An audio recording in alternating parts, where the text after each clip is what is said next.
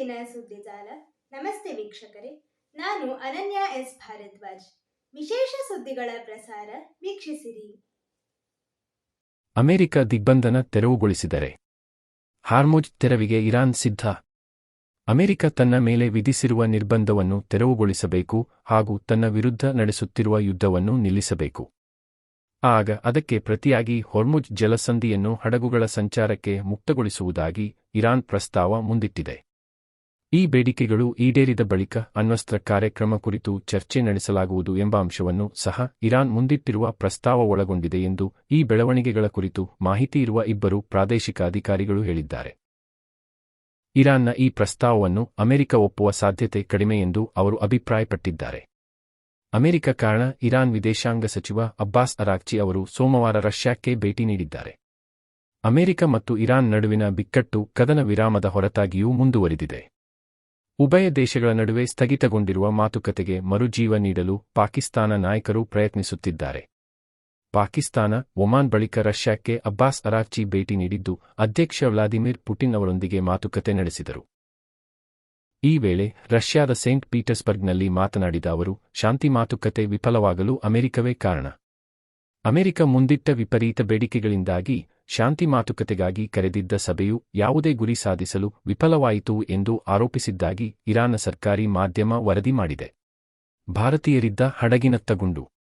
ಹೊರ್ಮುಜ್ ಜಲಸಂಧಿಯ ಆಗ್ನೇಯ ಭಾಗದಲ್ಲಿ ಸಾಗುತ್ತಿದ್ದ ಟೋಗೋ ಬಾವುಟವಿರುವ ತೈಲ ಹೊತ್ತ ಟ್ಯಾಂಕರ್ ಎಂಟಿ ಚಿರಾನ್ 7 ಅನ್ನು ಗುರಿಯಾಗಿಸಿ ಏಪ್ರಿಲ್ 25ರಂದು ಇರಾನ್ ಕೋಸ್ಟ್ ಗಾರ್ಡ್ ದಾಳಿ ನಡೆಸಿದೆ. ಈ ಹಡಗಿನಲ್ಲಿ 17 ಜನ ಭಾರತೀಯರಿದ್ದು ಎಲ್ಲರೂ ಸುರಕ್ಷಿತವಾಗಿದ್ದಾರೆ ಎಂದು ಬಂದರು ಹಾಗೂ ಜಲಮಾರ್ಗಗಳ ಸಚಿವಾಲಯದ ನಿರ್ದೇಶಕ ಮಂದೀಪ್ ಸಿಂಗ್ ರಂಧಾವಾ ಸೋಮವಾರ ನವದೆಹಲಿಯಲ್ಲಿ ಹೇಳಿದ್ದಾರೆ. ಬಂದರು ಮತ್ತು ಜಲಮಾರ್ಗಗಳ ಸಚಿವಾಲಯವು ವಿದೇಶಾಂಗ ಸಚಿವಾಲಯ, ವಿವಿಧ ದೇಶಗಳಲ್ಲಿನ ಭಾರತದ ರಾಯಭಾರ ಕಚೇರಿಗಳು ಹಾಗೂ ಸಾಗರಯಾನ ಸಂಸ್ಥೆಗಳೊಂದಿಗೆ ನಿರಂತರ ಸಂಪರ್ಕದಲ್ಲಿದೆ. ವಿವಿಧ ಹಡಗುಗಳಲ್ಲಿನ ಭಾರತೀಯ ಸಿಬ್ಬಂದಿಯ ಸುರಕ್ಷತೆಯನ್ನು ಖಾತ್ರಿಪಡಿಸುತ್ತಿದೆ ಎಂದು ಅವರು ತಿಳಿಸಿದ್ದಾರೆ. ಕಳೆದ 24 ಗಂಟೆಗಳಲ್ಲಿ ಭಾರತೀಯರನ್ನು ಒಳಗೊಂಡ ಅಹಿತಕರ ಘಟನೆಗಳು ನಡೆದ ವರದಿಗಳು ಇಲ್ಲ ಎಂದು ಅವರು ಹೇಳಿದ್ದಾರೆ. ಭಾರತ ನ್ಯೂಜಿಲೆಂಡ್ ಮುಕ್ತ ವ್ಯಾಪಾರ ಒಪ್ಪಂದಕ್ಕೆ ಸಹಿ. ರೂಪಾಯಿ 1.88 ಲಕ್ಷ ಕೋಟಿ ಹೂಡಿಕೆ.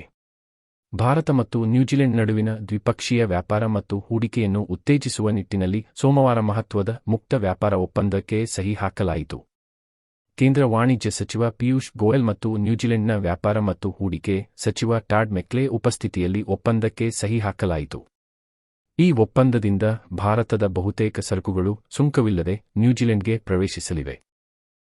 ಜೊತೆಗೆ ಮುಂದಿನ 15 ವರ್ಷದಲ್ಲಿ ನ್ಯೂಜಿಲೆಂಡ್ ಭಾರತದಲ್ಲಿನ ತಯಾರಿಕೆ, ಸೇವೆ, ನಾವೀನ್ಯ ಮತ್ತು ಉದ್ಯೋಗ ಸೃಷ್ಟಿ ಸೇರಿದಂತೆ ವಿವಿಧ ಕ್ಷೇತ್ರಗಳಲ್ಲಿ $20 ಬಿಲಿಯನ್ ರೂಪಾಯಿ 1.88 ಲಕ್ಷ ಕೋಟಿ ಹೂಡಿಕೆ ಮಾಡಲು ನಿರ್ಧರಿಸಲಾಗಿದೆ. ಈ ಒಪ್ಪಂದದ ಅಡಿಯಲ್ಲಿ ನ್ಯೂಜಿಲೆಂಡ್ಗೆ ರಫ್ತಾಗುವ ಭಾರತದ ಶೇಕಡಾ 100% ಉತ್ಪನ್ನಗಳಿಗೆ ಸುಂಕ ಮುಕ್ತ ಪ್ರವೇಶ ಸಿಗಲಿದೆ. ಇದರಿಂದ ಜವಳಿ, ಸಿದ್ಧ ಉಡುಪು, ಚರ್ಮದ ವಸ್ತುಗಳು, ಪಾದರಕ್ಷೆ, ಆಭರಣ ಮತ್ತು ಎಂಜಿನಿಯರಿಂಗ್ ಸರಕುಗಳ ರಫ್ತಿಗೆ ಹೆಚ್ಚಿನ ವೇಗ ಸಿಗಲಿದೆ. ಕೌಶಲ ಆಧಾರಿತ ಮತ್ತು ಕಾರ್ಮಿಕ ಪ್ರಧಾನ ವಲಯಗಳಲ್ಲಿ ಸ್ಪರ್ಧೆ ಹೆಚ್ಚಾಗುವುದರಿಂದ ಸಣ್ಣ ಮತ್ತು ಮಧ್ಯಮ ಕೈಗಾರಿಕೆಗಳಿಗೆ ಲಾಭವಾಗಲಿದ್ದು ಉದ್ಯೋಗ ಸೃಷ್ಟಿಗೆ ನೆರವಾಗಲಿದೆ. ಸಬ್ ರಿಜಿಸ್ಟ್ರಾರ್ ವರ್ಗಾವಣೆಗೆ ಕರಡು ನಿಯಮ ರೂಪಿಸಿದ ಸರ್ಕಾರ. ಉಪ ನೋಂದಣಾಧಿಕಾರಿಗಳ ಸಬ್ ರಿಜಿಸ್ಟ್ರಾರ್ ವರ್ಗಾವಣೆಯನ್ನು ಕೌನ್ಸೆಲಿಂಗ್ ವ್ಯವಸ್ಥೆಯಡಿ ತರಲು ರಾಜ್ಯ ಸರ್ಕಾರ ಮುಂದಾಗಿದೆ. ಇದಕ್ಕಾಗಿ ಕರಡು ನಿಯಮ ರೂಪಿಸಿದೆ. ವಿವಿಧ ಪ್ರಕರಣಗಳು ಅಥವಾ ಆರೋಪ ಎದುರಿಸುತ್ತಿರುವ ಕಳಂಕಿತ ಅಧಿಕಾರಿಗಳಿಗೆ ಬೆಂಗಳೂರಿನಂತಹ ಭಾರಿ ಮೌಲ್ಯದ ಕಚೇರಿಗಳಿಗೆ ಬರಲು ಅವಕಾಶ ನೀಡದಂತೆ ಕ್ರಮವನ್ನು ಕರಡು ನಿಯಮ ಒಳಗೊಂಡಿದೆ. ಹೊಸ ನಿಯಮದ ಮೂಲಕ ಉಪನೋಂದಣಾಧಿಕಾರಿಗಳ ವರ್ಗಾವಣೆ ಪ್ರಕ್ರಿಯೆ ಸಾಂಸ್ಥೀಕರಣಗೊಳ್ಳಲಿದೆ. ಅಪಾರ ಹಣ ತೆತ್ತು ಬೆಂಗಳೂರಿನಂತಹ ಹೆಚ್ಚು ನೋಂದಣಿ ಮತ್ತು ಮುದ್ರಾಂಕ ಶುಲ್ಕ ಸಂಗ್ರಹವಾಗುವ ಊರುಗಳಲ್ಲಿ ವರ್ಷಗಟ್ಟಲೆ ಬೀಡು ಬಿಡಲು ಇನ್ನೂ ಸಾಧ್ಯವಿಲ್ಲ. ವರ್ಗಾವಣೆಗೆ ಯಾರು ಅರ್ಹರಿದ್ದಾರೆ ಮತ್ತು ಅವರು ವರ್ಗಾವಣೆಗೊಳ್ಳಬೇಕಾಗಿರುವ ಸ್ಥಳದ ಲಭ್ಯತೆಯ ಮಾಹಿತಿಯನ್ನು ಸರ್ಕಾರವೇ ನೀಡುತ್ತದೆ. ಆ ಪ್ರಕಾರ ಅವರು ತಮಗೆ ಲಭ್ಯವಿರುವ ಸ್ಥಳವನ್ನು ಆಯ್ಕೆ ಮಾಡಿಕೊಳ್ಳಬೇಕಾಗುತ್ತದೆ. ಬಳಿಕ ಅವರಿಗೆ ಆಯ್ಕೆ ಮಾಡಿದ ಸ್ಥಳಕ್ಕೆ ವರ್ಗಾವಣೆ ಮಾಡಲಾಗುತ್ತದೆ.